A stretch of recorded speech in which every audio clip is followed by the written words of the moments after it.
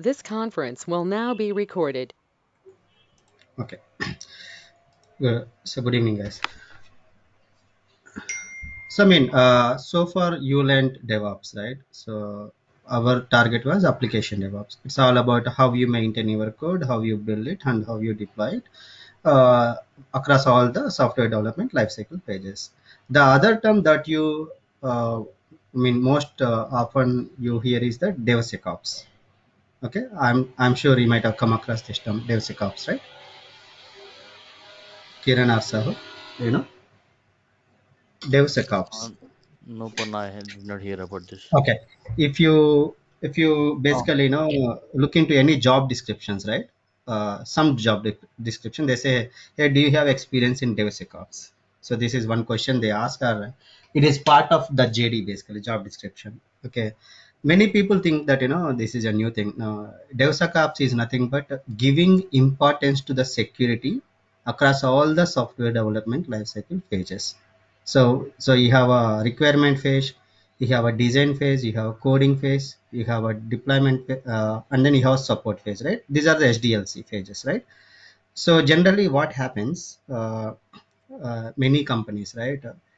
For them, security means putting some firewalls and securing the network and hardware, basically.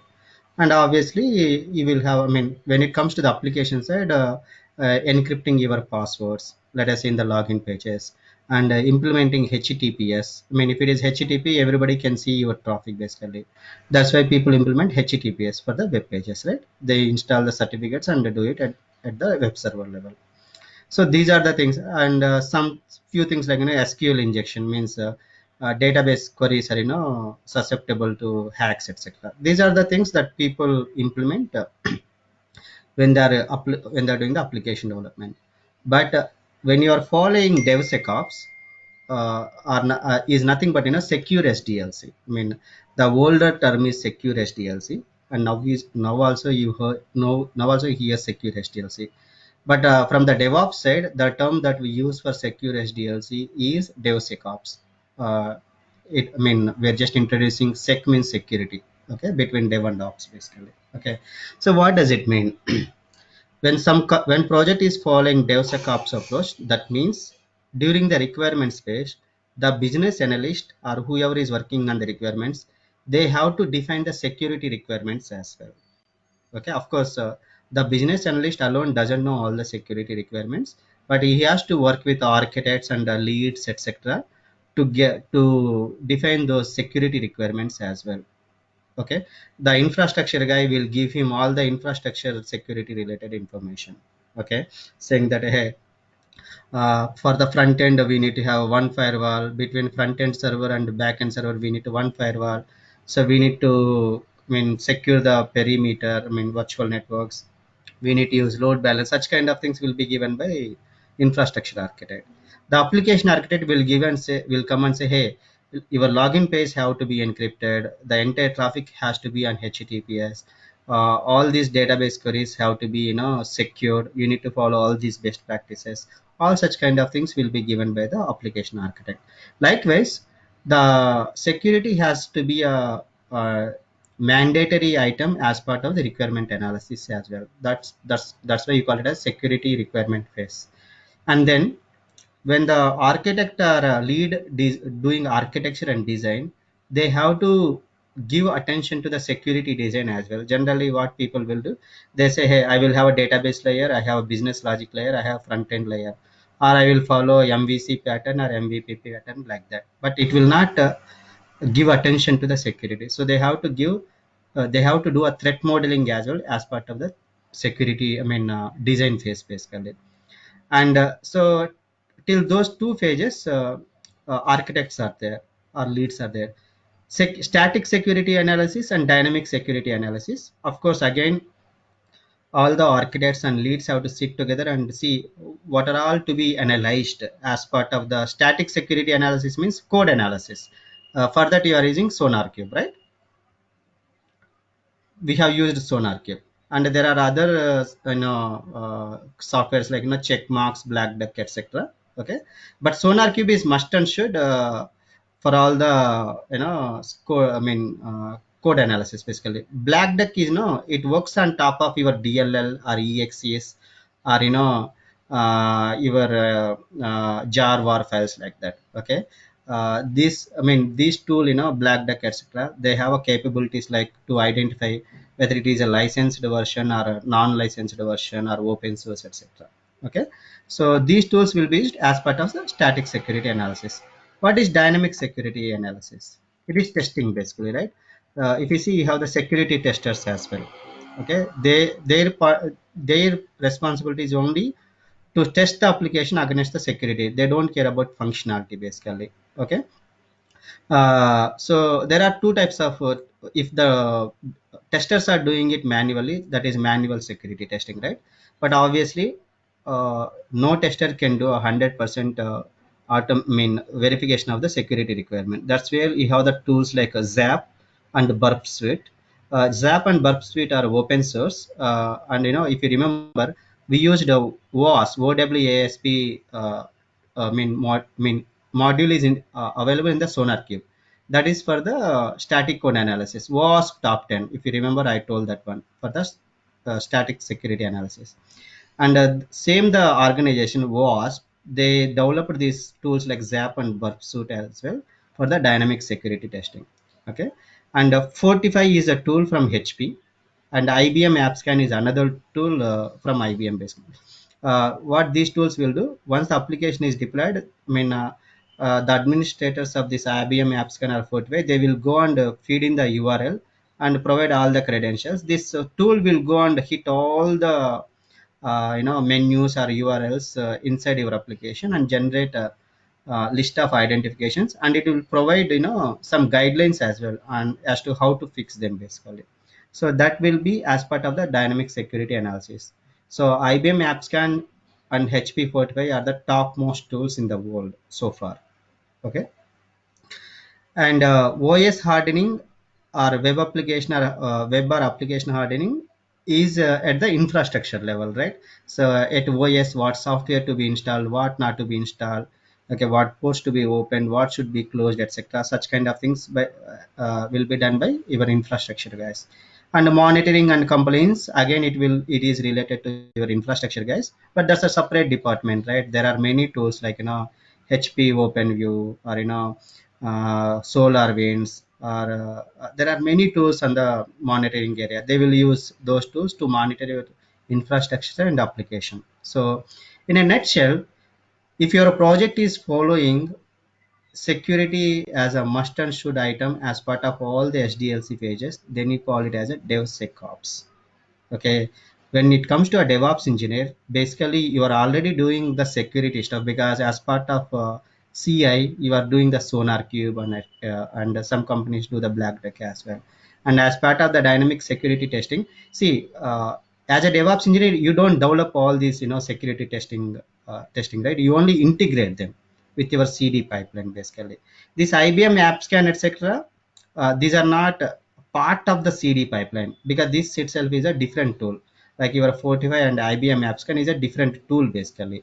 So they install tool somewhere else and they just feed in the URL. That's it.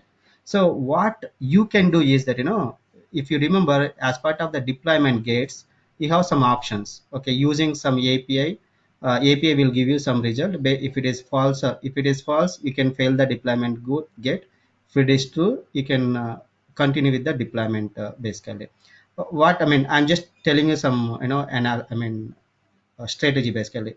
If IBM AppScan is failed and this is outside of your DevOps pipeline, you can ask them, hey, how do I get the success or failure of your IBM AppScan result? Then they will tell you, hey, you have this API, you can integrate this as part, you can use this, then you can go and use that API as part of your deployment gate basically. uh, that's how you can integrate these tools with your CD pipeline. But most of the times what happens, instead of integrating this one, people run it manually. You remember we have the approvals configured, right? As part of pre-deployment and post-deployment approval, they will stop it there basically. So whoever is approving the pipeline, that guy will go and check the IBM app scan results or Fortify scan results. If it is failed, that guy will reject the deployment. That's how it works. So in a nutshell, if you are following security requirements across all the SDLC pages, that means you are following DevSecOps or you are implementing DevSecOps for the project. So if you understand, it's not just you, it's the entire project team basically. Any questions? No, Panna. So in overall, you say like whatever work we do, that is part of this activity. Exactly. Exactly. See, But our role is entire, limited to what we need to do, but not ex- in involving these activities like the exactly. one which you Yeah. told. So our role is limited only for the continuous integration and deployment and the security features which we implement over there. Yeah. For you, right, it is very simple. a, a requirement is a requirement for you. You basically can't, I mean, provide access to your Azure boards, okay, or the Jira if it is not Azure boards. Whether it is a functional requirement or security requirement or UI requirement, it doesn't matter for you, right? All you are doing is you are giving access to the people to the Jira boards or your Azure boards, right? Yes. uh, and even code as well. Even if when you are doing CI/CD pipeline, you do not care what functionality is there in the application, right? All you need is build and do the sonar cube, quality gates, etc., and implement a proper CI pipeline. So that's it. I mean, even if the application is failed, you don't care, right? Because that's not your responsibility. If the Yeah, application build that's is failed, mhm. yeah, the developers have to take and go and see the logs why it is failed, and they have to fix the issue. As simple as that. Okay. Our responsibility is only to make sure the build and deployment was successful. No, not successful. You created the pipeline. If the build is failed, you can't do anything, right? You tell the developers. They If the already build get is the, failed, that is the developer's code. yeah, They need to fix that. So exactly. our And responsibility is to make sure the pipeline is deployments, created. yeah, You pipeline is create created and that was executed as per the design. exactly. So whatever we seen, right? You have to have the unit test cases. You need to have the quality gates, right, in the sonar cube, and based on the quality gate result, you need to fail or continue or do not continue the CI pipeline basically, right? Yes. That you need to ensure. And see, if project manager says that, hey, I don't want to implement quality gate, that's up to him, okay? But you will suggest basically, because if you do not have a quality gate, then what is the purpose of analyzing the code, you tell me, right? Is Mm. SonarCube analyzed it, and SonarCube says that your code is bad, and if still you want to continue with the deployment, then that's not a good practice basically, isn't it?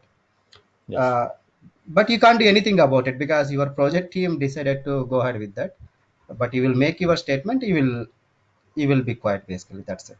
Yeah, I have the quality gate in place, but you said that you don't want it, so that's why I disabled this one. That's it. Okay.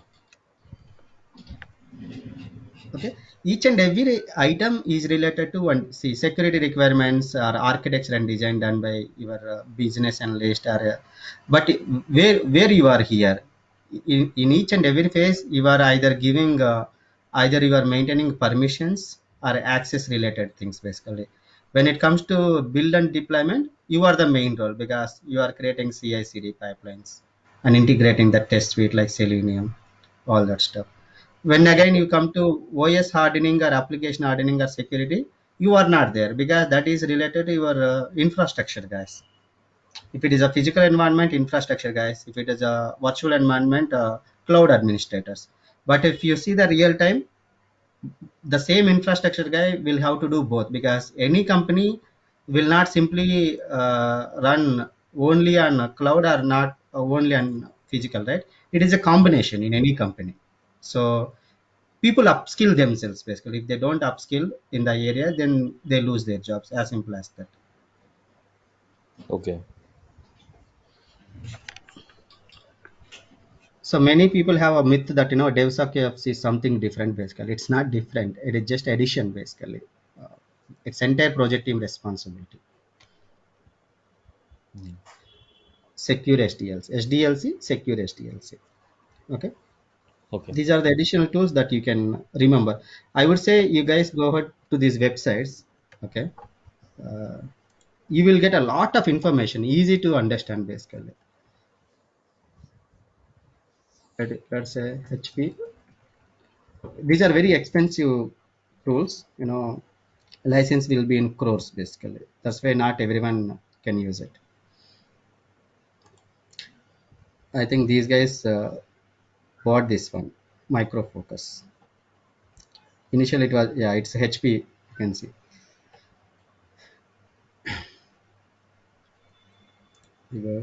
You see here, right? HP Enterprise Security Packets, 45 basically.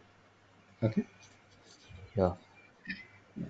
so you can go and read it. Spend some time. It will give you a lot of information. Watch these videos, right? Okay.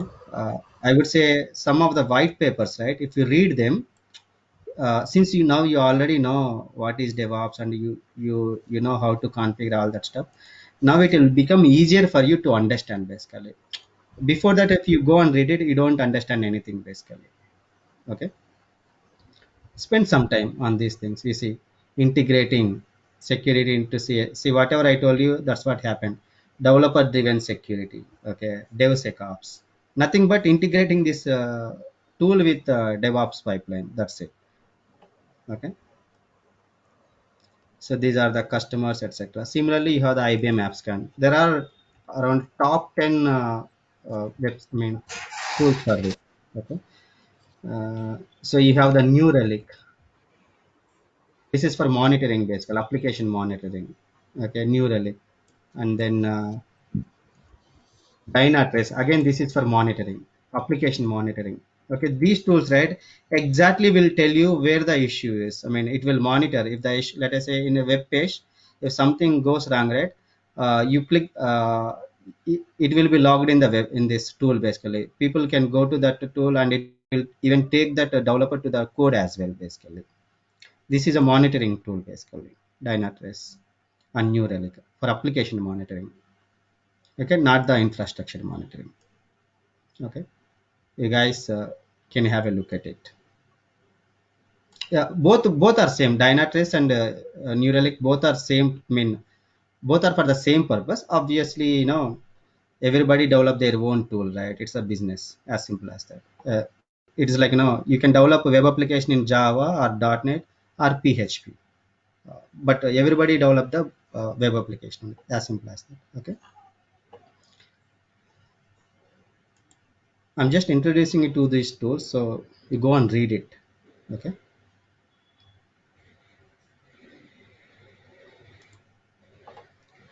Okay. Another one very frequently that you hear is blue green deployment. Not sure if you know this term basically. Blue green deployment. Okay. So this is nothing but having two environments for your application. Uh, what, Kiran? You are saying something? No, I'm just squeezing. Sorry. Okay. No, blue green and blue. People say, "Hey, do you know blue green? Do you have? I mean, are you aware of blue green deployments? Did you implement?" Okay. Now let's understand what is blue green deployments basically. So you can see here, uh, blue and green. You have two environments for any application. So let us say in our demos, I used two servers. I used QA and production environment, right? Okay. In QA, I have two servers. In production, I have two servers. That's how I made it actually. But when you are using a blue green deployment, you will have two production environments. Okay, it is only for the production. Okay, so I will have two production environments. Okay, that means instead of two servers, I will have four servers if I take web servers basically. That means the current environment, like when I said two environments for the production, you can say blue production and green production. So currently the blue production is in whatever is the environment that is in use, that you call it as a blue basically. Okay, so let us say in this environment you have two web servers, two API servers, one database servers. Here also you will have the same thing, two web servers, two API servers, one database. There won't be any change. It is your green is a replica of your blue basically. It's a Xerox copy, you can say. Okay, so why people use a blue green deployment? Because some applications they can't even afford 1 second downtime as well. The best example is, your aviation, right? Your flights are moving around, above our earth, and you can't expect even a 1 second delay in any application, right? Or any monitoring, right? Isn't it? You take satellites, or you take our Visa and Master credit cards, right? If a Visa environment is down for 1 second, how many millions of transactions will be on hold, right? So these are mission critical applications. That means when you are, if you are having only one production environment, what happens? At least some of the services will get affected at least for a couple of seconds. Okay, normal users like us, it may not be a issue.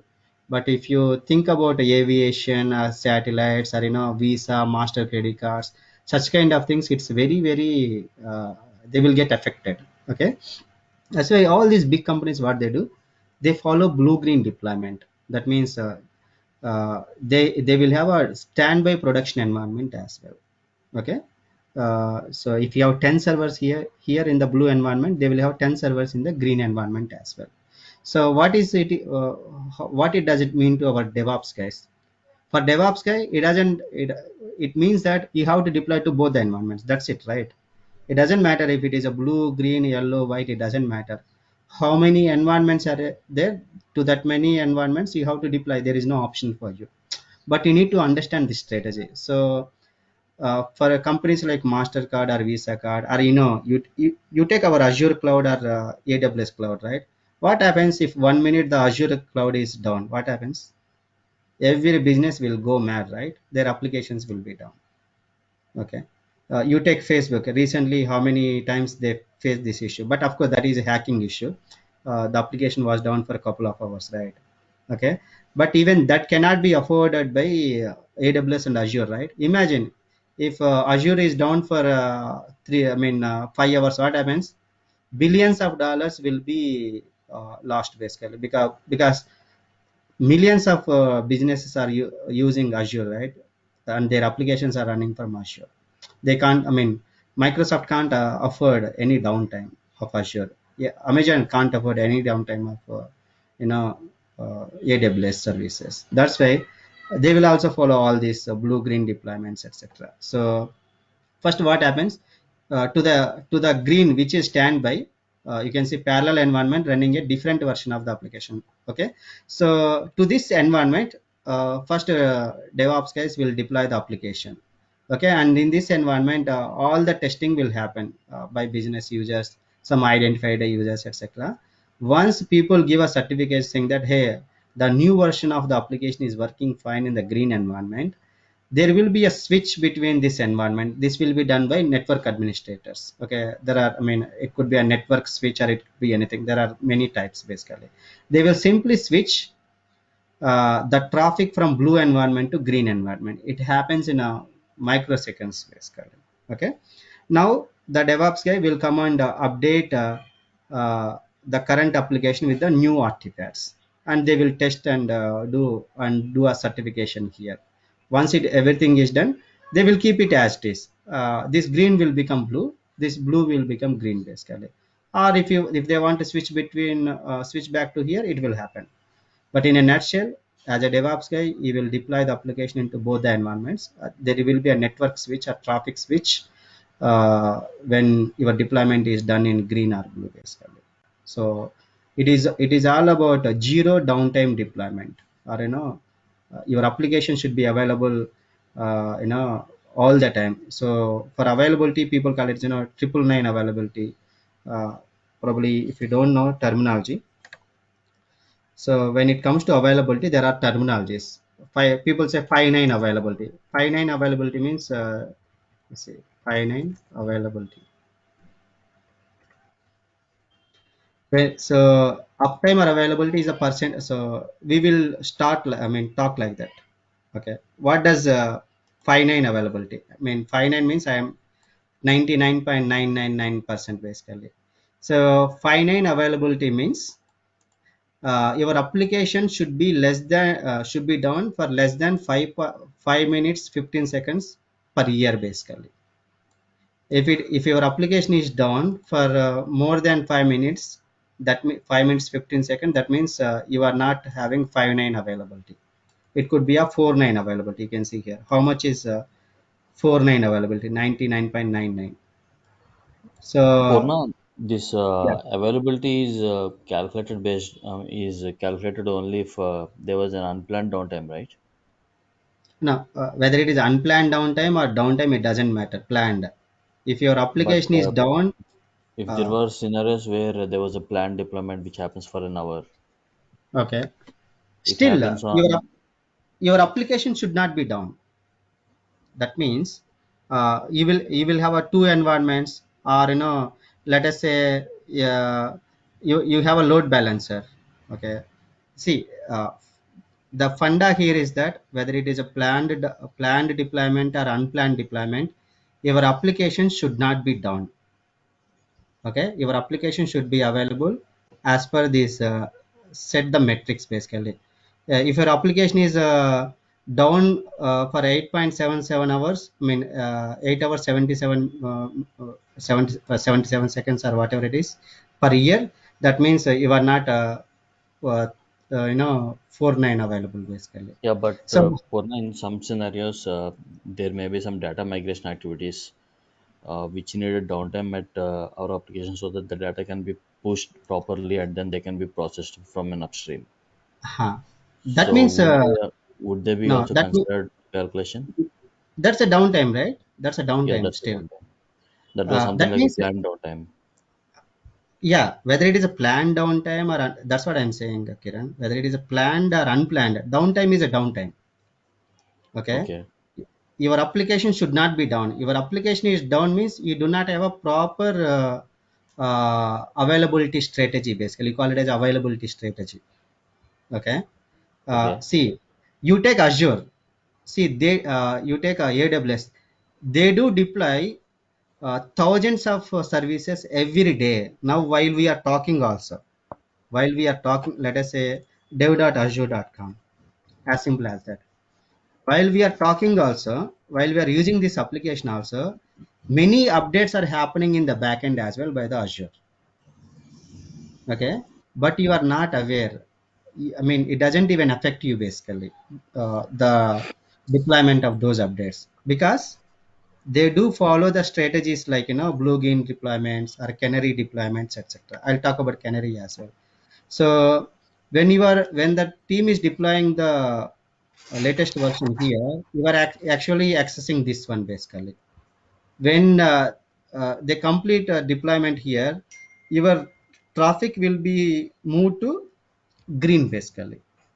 Okay, these are the strategies so that end users are not affected. And in your scenario, what you are saying, I am having the database, I need to update the database, I must need downtime. That means you do not have a proper availability strategy. Okay, you need to find a way how you can manage different instances of the database, and how do you sync the data from one database to another database while the deployment is happening. All these things is a strategy basically. you know okay, if you take my company, right? So uh, my variable pay depends on my application availability in Verizon basically, not my application. Let us say in my company there are some 10,000 applications, just an example. Okay, my company says uh, the overall downtime of all the applications exceeds 1 hour in a year, then your variable pay will be affected. You getting me? yes, Such kind of restrictions will, I mean, best practices will be there. Then what happens, all the people will give attention. Hey, what strategy I need to follow to ensure that my applications are available all throughout the year, and I follow 5.9 availability.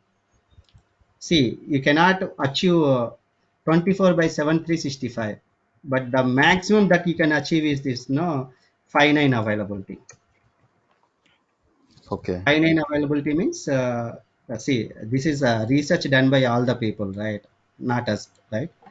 5.9 available means 5 minutes downtime is affordable over the entire year, basically. Okay. and all the big companies follow this.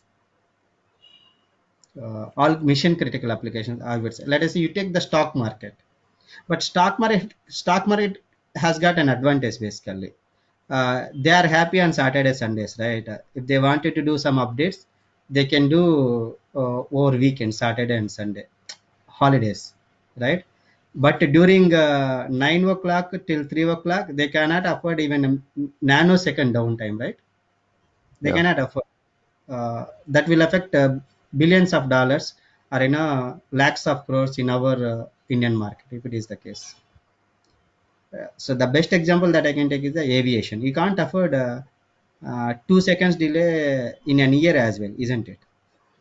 Because your Yeah. flights are running over the clouds. You cannot afford. Similarly, your satellites, isn't it?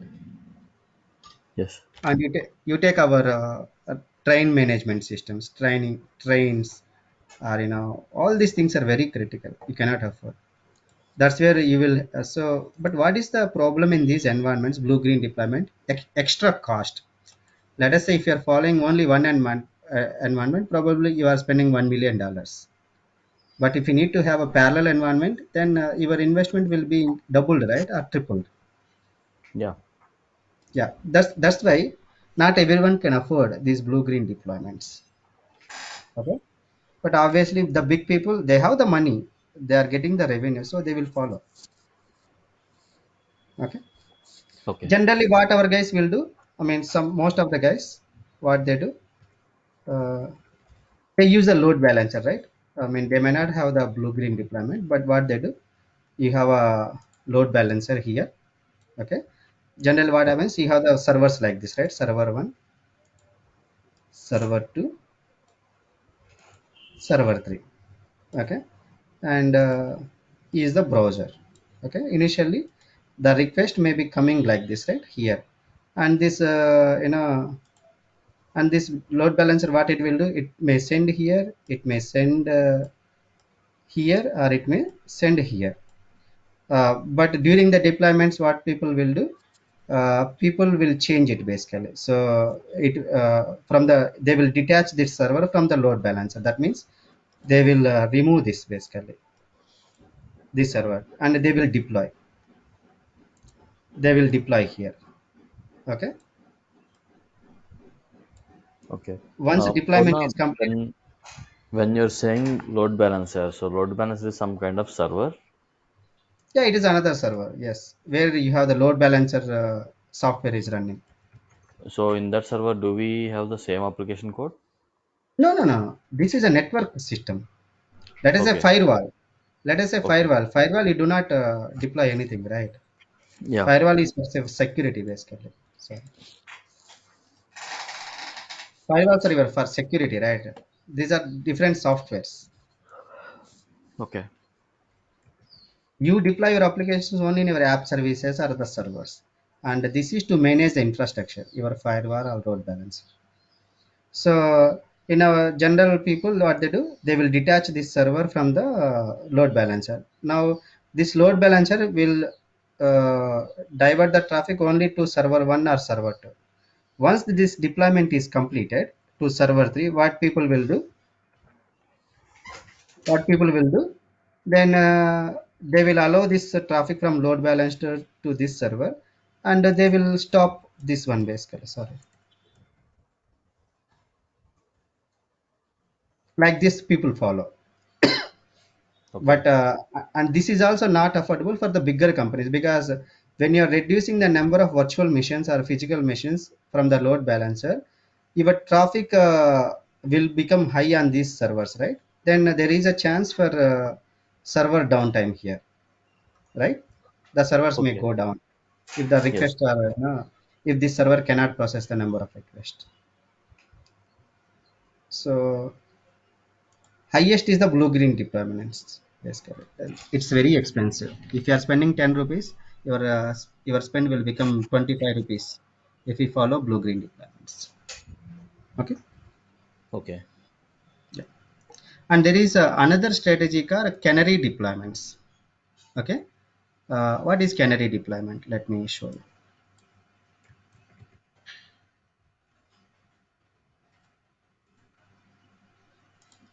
So think that you have these machines, machine 1, I mean web server 1, web server 2, web server 3, right?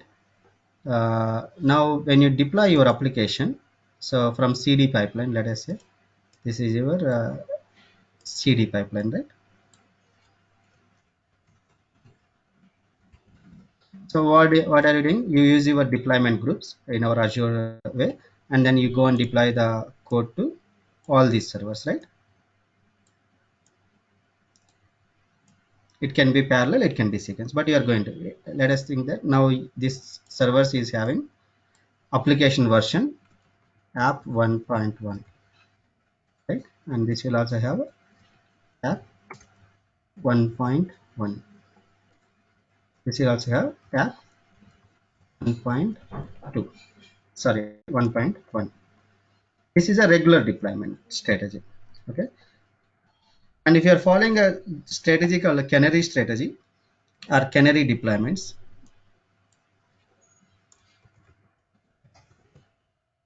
what is a canary deployment? Okay. I mean, this is not just a DevOps basically. This is a strategy. How you want to deploy is what strategy basically. So when people are using canary deployments, what happens? Let us think that you have a, so assume that this application is being used by some 10,000 users, 10K users, okay, and all the same version is available to 10K users basically. And in the next sprint or next release, I'm introducing a new functionality. Okay, that functionality could be, let us say, send emails. I'm just taking just an example. Okay, send email functionality, send email functionality, and this application version will become version app 1.2.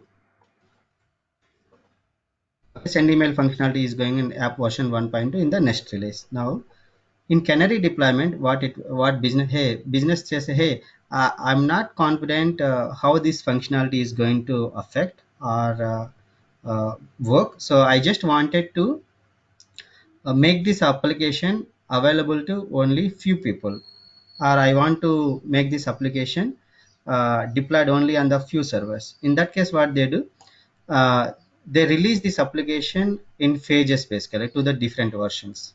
Okay, and there are many strategies. It is mostly defined by your development teams. Okay, these your developers, what they do basically, based they may have, I mean, they say, let us say in the users also there will be different roles, right? Okay, roles could be, what I think, uh, your roles could be uh, business users.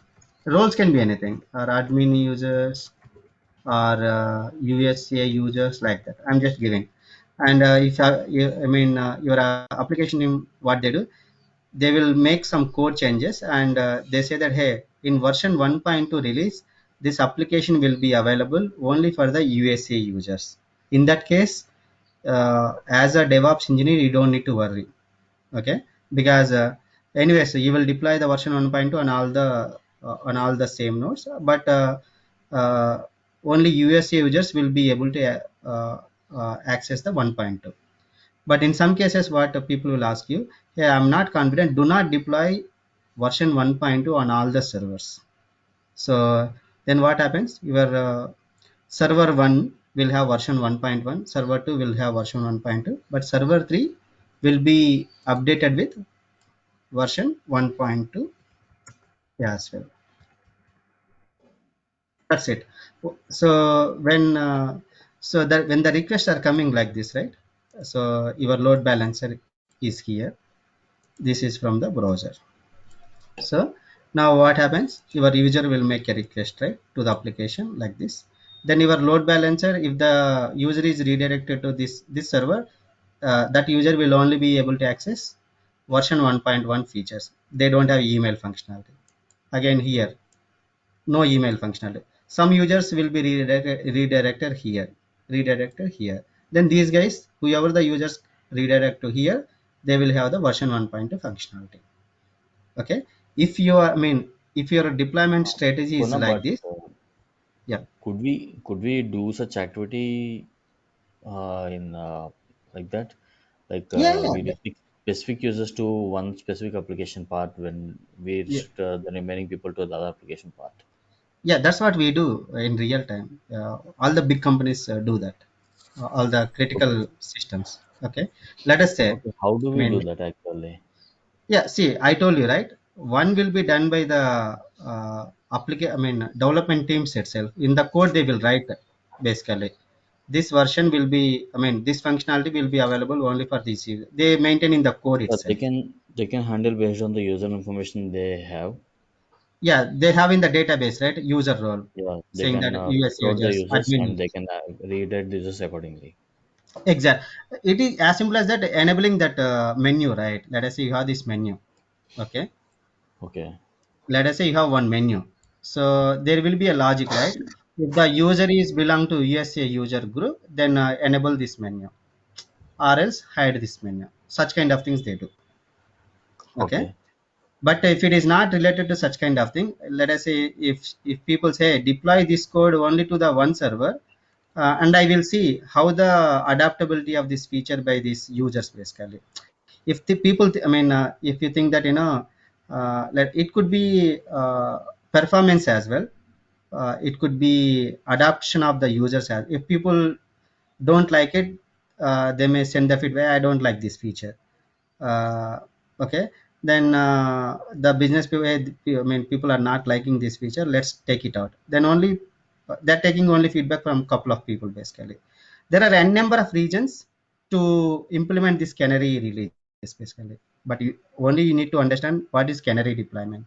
You are making uh, a feature availability to a subset of users, or uh, uh, to the users who are coming to some servers basically. If it is a subset of users, then what happens, it is mostly by the code. But if it is at the infrastructure level, then it's about deployment. I deploy the new version only one node basically, the other nodes will be running the older version. Okay. uh, so it's like, only that email functionality menu available only for the users coming down here. So you are testing your functionality with a subset of users here again, because not everyone is coming to this server. Okay, so canary deployment, that's what canary deployment.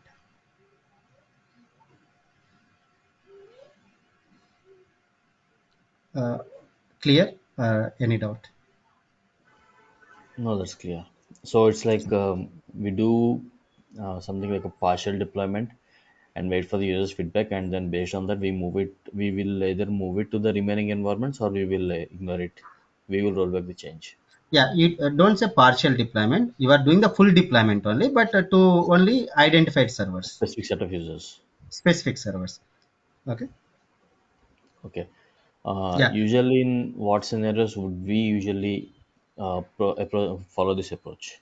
I will give you example, right? Simple. Okay. Let us say, uh, uh, let us say some make my trip. I will take this example only. Okay.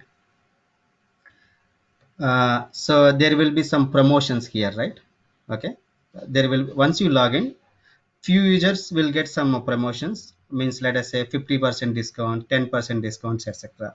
Few users will not get. So let us say I'm a premium customer of make my trip, I may see some promotions. I may not, if I'm not a premium customer, I may not see some promotions. So that is belonging to your, this role, based on the role basically. Okay. In some cases what happens, let us say this make my trip is introducing some, let us say, payment, like GPay basically. I'm just giving an example. Okay. You can say you can transfer money via make my trip as well, and they introduce some wallet here. But make my trip doesn't know when, whether this website can sustain the traffic of the end users. Okay, there might be huge hit on the servers to use the payment transfer service. Or sometimes what happens, there might be some hacking possibilities as well. Make my trip doesn't know whether that transfer facility is is a security proofed as well. When they want to test such kind of things, probably they use Canary deployment.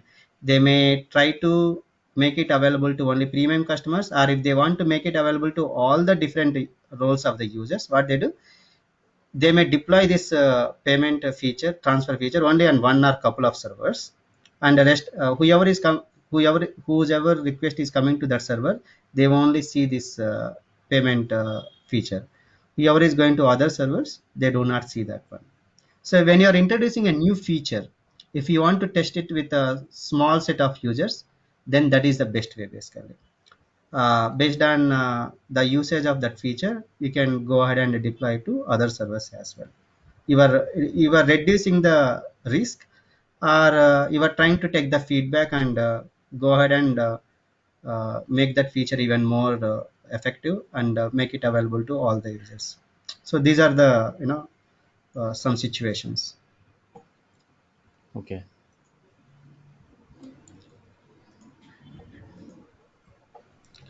Most of the times what happens when the companies are introducing some new features or a new products, or they're introducing some UI changes. Let us say they may their current application may not be much user friendly.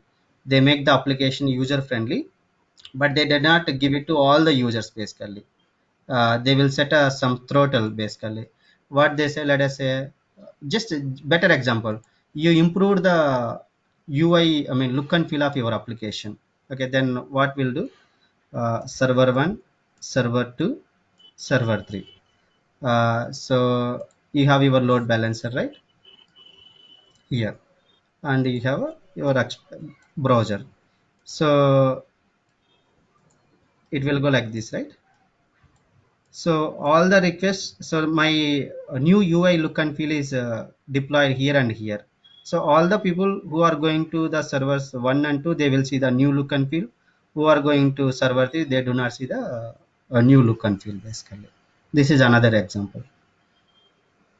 Okay, Okay. when the business feels okay, then they, I mean if the business thinks, hey, all the users are happy with my new look and feel of my application, then they will deploy to all the other servers as well. They will tell the DevOps engineers, go and deploy to all the servers. That is another example. Okay. Okay, yeah. And it happens in our real time as well. I mean, I don't know how many times you observed many websites, people say, I don't see this feature, man, I see this, like that actually. So that's about blue green deployments and the canary deployments, etc. Okay. Yeah, and another one is the infrastructure as a core, right? Yesterday we seen ARM templates, right? And I told you config templates on the AWS and the Terraform for all the clouds, Ansible, Chef, Puppet tools for the physical environment management, basically to deploy the patches or to deploy some policies on our laptops or desktops or servers, basically. Every day you see some update on your laptop, right? When you log in, or you will get a prompt, hey, restart your laptop to get the updates. Okay, Yeah, Windows so updates. Windows updates, right? See how those Windows updates are coming. If it is your laptop, it's your responsibility. But if you see our network guys, they basically scrutinize what updates to be deployed on the servers or the laptops, right? And they will push it actually. Okay, how they push it? They use this tools like this Ansible or Chef Puppet like that. Basically. There are many tools like that. Okay, uh, if they want to deploy some patch, if it is, see, if it is a 10 servers, 20 servers, they can do remote desktop and deploy it. Imagine you have 10,000 servers. You can't remote desktop and do it, right? You need some software to push that patch and install it, isn't it? Same for Okay. our yeah, same for our desktops as well, right? Every time you see some new updates on your desktop by the infrastructure guys, right? Your company is having 10,000 people, and you have infrastructure guys hardly 10, 20, right? Not more than that, or 30, 40. The Yeah. 30 people cannot install patches on 10,000 people's desktops, right? How they are doing it? They use the softwares like Chef Puppet. They will push the patches onto our servers, right?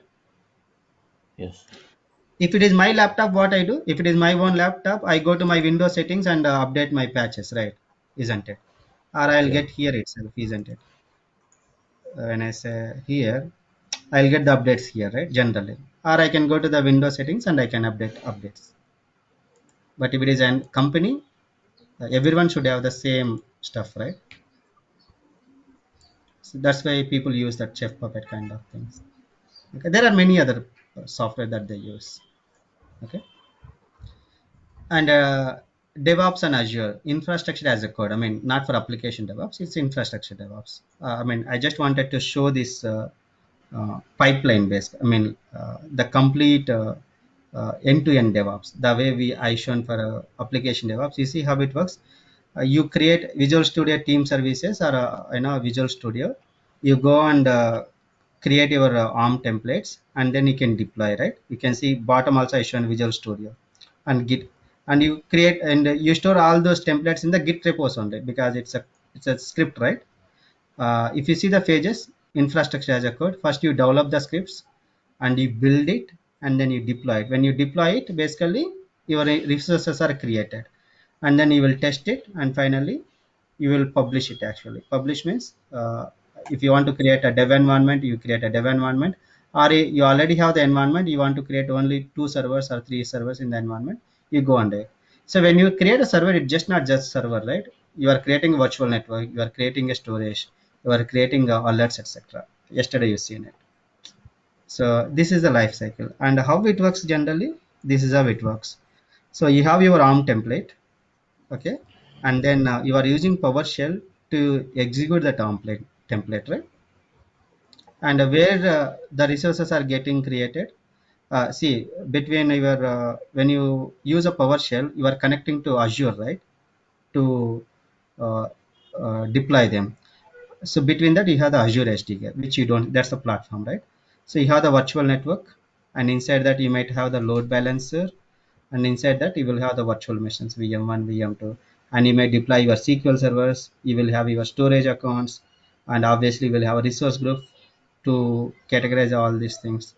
And there will be concept called, in cloud, right? You will have a concept called fault domain and update domain. You will say fault domain 1, fault domain 2. I don't think you heard this concept called fault domain. Did you guys hear this fault domain? No, No. Purna. Yeah, this is some advanced concept, in basically you do not do anything. Even Azure cloud administrator will not do anything, but he needs to specify, saying that, I want these set of resources, like let us say I want this VM1 and VM2 in fault domain 1. I want VM3 and VM4 in fault domain 2. Like that he needs to specify as a cloud administrator. These are known to only architects, basically, not for everyone. Let me tell you what is a fault domain.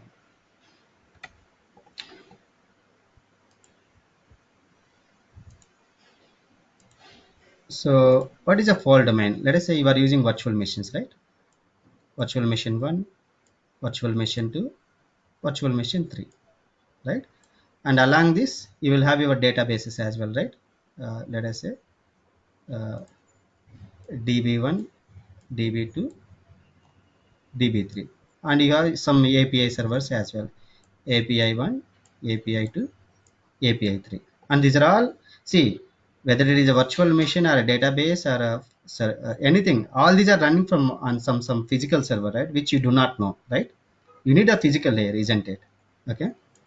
And all these might be running. So generally your infrastructure, your data center will be like this. So you will have a racks, basically, like your bureaus or your cupboards, right?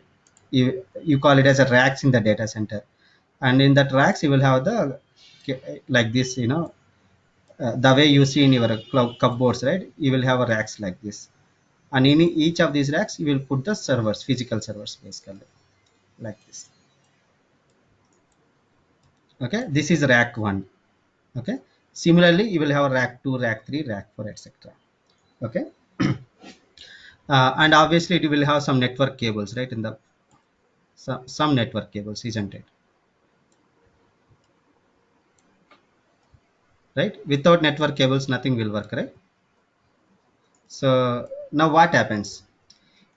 This is a physical machine.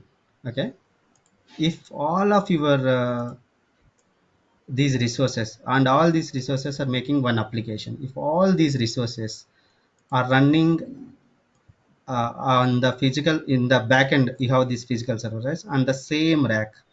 What happens if something goes wrong here? Let us say some power is gone here, or some network cable is taken out. Anything may happen, or short circuit happens. Anything in your data center in the backend, you do not see them. Okay, uh, because it's you only see these things. You don't see this as a user. So what happens then? All your applications, all these servers will be affected, right? When these servers are affected or these resources are affected, your application will not work, isn't it? This you call it as a fault domain one. You call it as a fault domain. Sorry, fault domain. So as a I can't take this risk as a business guy. Basically, all a business guy say, hey, I want my application to be available all the times. Basically, so you have the blue green deployments. You have the, let us say you are using the blue green deployment only. Okay, still if all the servers, let us say you have in the blue environment, you take this example, this is a blue, okay, and this is a green, right? And imagine you are having two servers in blue and two servers in green. Just an example. So as per our strategy, as per our deployment strategy or a blue green deployment, when you are using blue green deployment, that means your application is available 5/9 availability, right? It cannot be even down for 0 minute, I mean 1 minute, isn't it? If I go by my concept blue green deployment, right? Yes. If I go by this one, but imagine all these four servers that are running from blue and green deployment are running from the same rack. Your blue servers, the servers in blue environment and servers in the green environment, if they are running from the same rack, what happens if the power is gone here? Your application is down, isn't it? Your application app is down, right? Yes. So you followed very good architecture strategy, you followed very good deployment strategy, and you spent millions of dollars to manage a copy of your blue environment, right? You are managing two environments to make your application available all the time. But because of the bad strategy in the data center, all your blue and green servers are running from the same rack. That means you are gone if this something happens to this rack. That's where this fault domain concept has come basically. So then what happens, what network guys, I mean the architects will do for a mission critical applications to mitigate this issue. You run blue environment some from fault domain 1, fault domain 1, and you run green environment from fault domain 2. That means this is another rack basically. You getting me? This is another rack. Now what happens?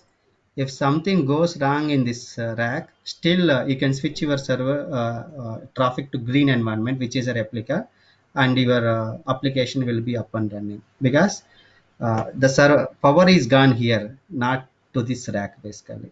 And you may say that the entire data center is done, then what you do? Then that's not the fault domain concept. That is the high availability concept.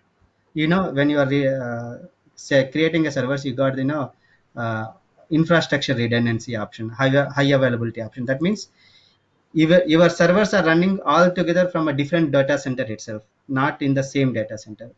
Okay, your green might be running from one data center and blue could be running from another data center. That is a high availability option. And data center could be in one data center could be in Hyderabad and other data center could be in Vizag. Even some earthquake comes in Vizag, still your application is running from Hyderabad data center.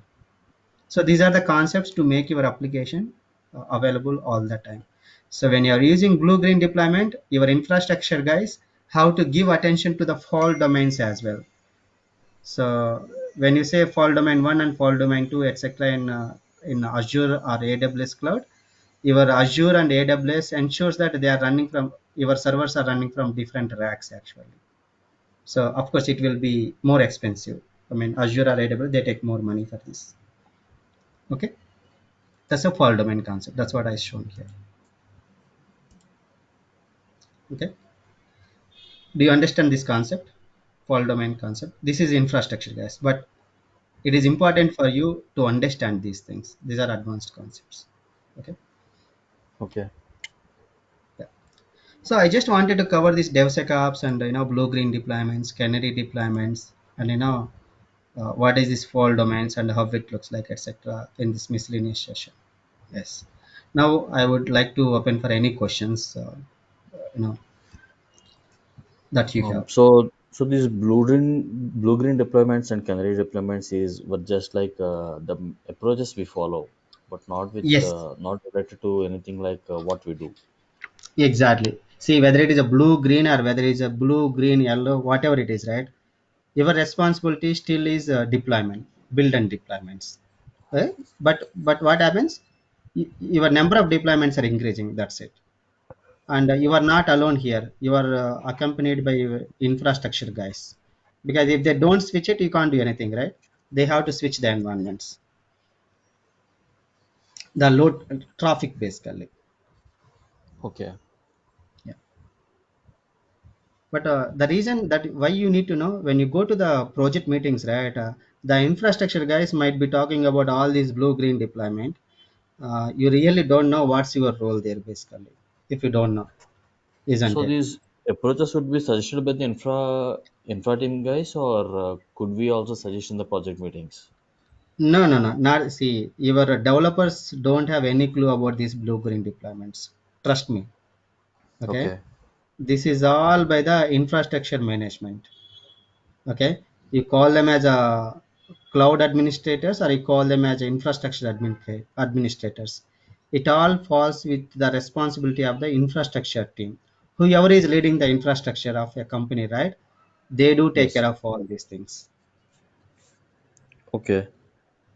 And those guys don't have any idea what application you are running basically, what features are there in your application. All they say is I have application one, my company say, my CEO says that this application should be running all the time. Then those guys will come up with all these strategies. Okay. Got it? Yeah. Yeah.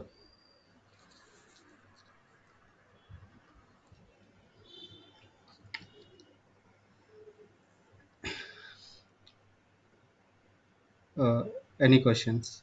Purna, if we have any doubts or anything in future, so how do we need to approach you?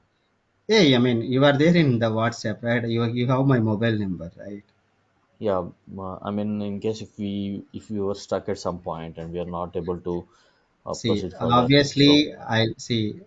Obviously, I'll respond, right? I mean, it may yeah, not yeah, be you immediate. will respond. But what I'm asking Yeah. is, if we are stuck at some point and if we are not able to move forward, would we be Hey, able give to me have a a word? see. The better thing that you can do is, or I can help, right?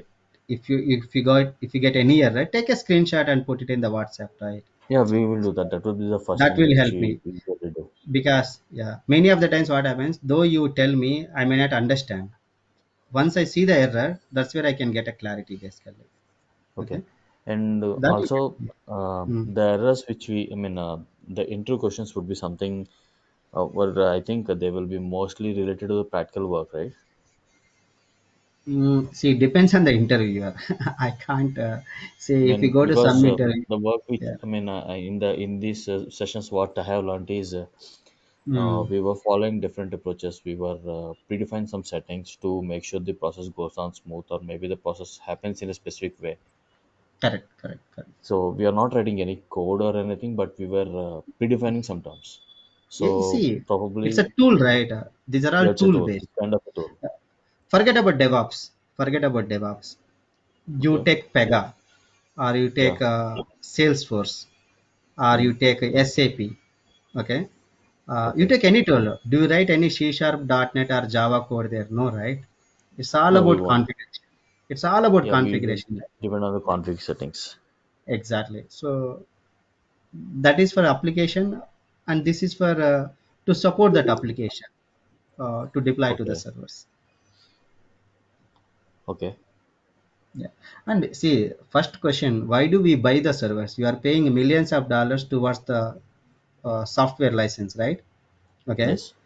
After putting millions of dollars for the software license, if you still want to code it, then it doesn't make sense to pay for the license, right? You develop your own tool, right? And you Yeah. can't do it.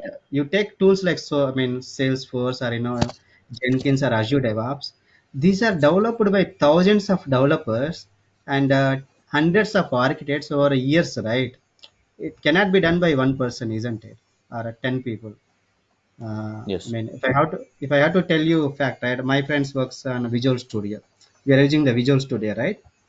In Yeah. Visual Studio, my friend works only on a copy item from the last 5 6 years.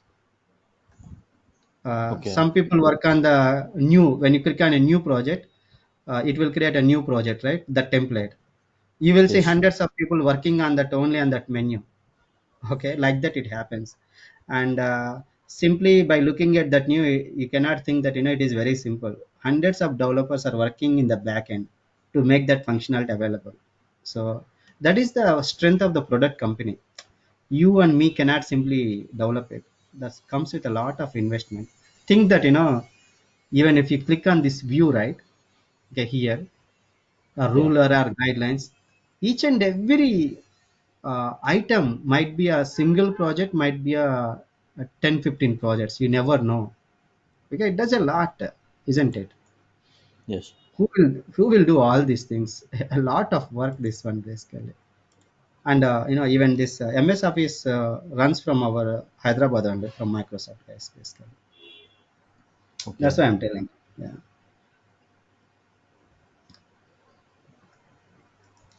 Okay. That's fine. Yeah. So you let me know anytime. Okay. So obviously, if I cannot respond immediately, but I definitely respond. You can pick up your call or you can give me a Slack. See, the good thing that I do is, right, I generally disconnect. I don't leave basically. If I'm busy, I disconnect the call. I don't leave basically. I don't put it in a vibration mode or anything. Okay. If I disconnected the call, means that I'm in a meeting. You can give me a WhatsApp message. That's enough. Yeah. Una, any interview questions? Hey man, never I go by mean, I interview got question. disconnected in. I tell you, I tell you very simple, Sahul or Kiran, right? Never read FAQ. Okay. All I suggest is you practice and you go for interviews for the small companies. Okay. They will ask you all Okay. questions. Note it down. Then you know where you are lagging basically. Okay. Sometimes you may not remember. Sometimes you did not learn it. Okay. If you do it for a 3 4 interviews, right? That's it. You are done actually. Trust me, that's how it works. Yeah. If you, I mean, try this, try what I am saying. Give 1 or 2 3 interviews for any company, and then see how much you learned and how much you did not learn, or how much you remember or how much you do not remember. You will come to know. When you go for next interview, check market, right? Make a checklist and start revising yourself. Yeah. It hardly takes 5 6 maximum in 4 5 interviews. You will be able to make Okay. yourself prepared for the sixth one. I give you guarantee. That's what I see. And see, you take me as well, right? See, I also change companies. Okay, but I never prepare for any interview. Okay, so but of course I don't go for the interviews like this, right? Mine will be on the enterprise architecture and the leadership. Okay, Okay. so this is my policy. I don't prepare for interview. I keep on doing my work and I'll go basically. I revise myself, come back, see where you fail, learn it, and go for the other one. Yeah, I mean, like as it is completely new, so Ah, that's I'm what telling you, I'm I'm saying. I telling you, asked. Sahil. If I tell you a question, then Okay. see in interview, Okay. your answer will not be stopped there, right? That will have a another question related to Yeah, that that's one. right. Based on your answer, again, they'll be asking questions. Yeah. Exactly. Yeah. If you know the concept, right, you will explain like anything. Let us say now I explain blue green and deployment, right? Now you know the concept. Then let the people ask any number of questions. You know the concept, you will be able to answer it actually. Okay. Okay. Then you talk about blue green, or you have the fault domains and the racks. Okay, and your canary deployments.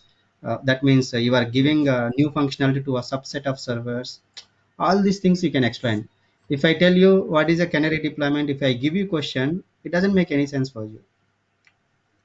See, I'm not against FAQs basically, because you will find thousands of FAQ questions on the internet, isn't it? Yeah, now in internet, wherever you open, once you open DevOps, it's loading with all interview questions, answers, everything. You So much see, of you is there read. in the internet. I don't know what is this. You go and read a thousand websites, still you will not be successful. You will be successful when you learn the concept and go and give the interview. As simple Yeah, as that's that. right. Don't do anything else. I mean, trust me. That's how it works. Okay. Okay, team. I know. I mean, Yeah. it's 40 hours, I guess, that we spent. 40 days basically, not hours. Uh, right. Mm. You may see three, four, additional video session, but that's because of our, I think 3 or 4 times I had to record twice basically because of what do you say, because of the issue Yeah, yeah. basically. So that's because you see 42 or 43 videos, but it's only a 40 sessions if I remember. Okay. It's a 42. Now today's one will become 43, but there will be part Got it. 1.1 or 1.1, 1.2, 2.1 and 2.2. That's because of two videos in the same session. So overall, it's for 39 sessions. I think it is more than 45 or 50 hours, basically around 50 hours. Guys, Okay. I mean, most of the times I try to cover each and everything so that you will have some option to go and explore the other things as well. Okay. Okay. Uh, Purna, the recording should be available, right?